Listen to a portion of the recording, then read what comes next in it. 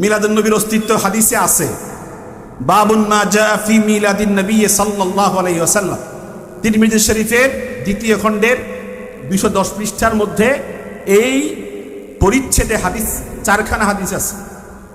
কওমি ওলামায়ে কেরাম, ওলামায়ে দেওবন কোনোদিন নবীজির মিলাদের উপরে কি করে না? বিরোধিতা করে না।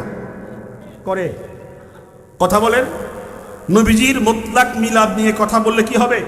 সওয়াব হবে। বলেন কি হবে? নবীজির জীবন বৃত্তান্ত নিয়ে কথা বললে কি হবে? জন্ম বৃত্তান্ত নিয়ে কথা বললে কি হবে? সওয়াব হবে। কিন্তু প্রচলিত প্রথায় ডোল তবলা সহ, মাইক সহ এই যে সিস্টেম করে নতুন নতুন কত আবিষ্কার তৈরি হইতেছে, এগুলোর সাথে কোরআন সুন্নাহর কোনো সম্পর্ক বলেন? কোনো সম্পর্ক নাই। একটা হাদিস শরীফ শোনাচ্ছি।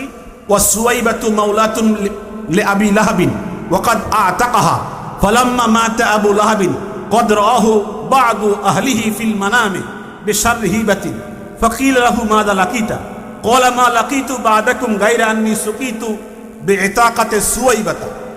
এই হাদিসটা বুখারীতে 2য় খণ্ডে এসেছে।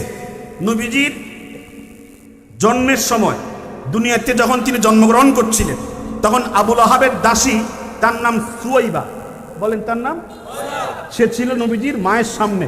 হুজুর যখন জন্মগ্রহণ করেছেন, এই সুয়াইবা দৌড়ে গিয়া আবু লাহাবের কাছে গিয়ে বলছে, হে আবু লাহাব, আমার মনিব, তোমার ভাতিজা মুহাম্মদ বলি সাল্লাল্লাহু আলাইহি ওয়াসাল্লামের জন্ম হয়েছে।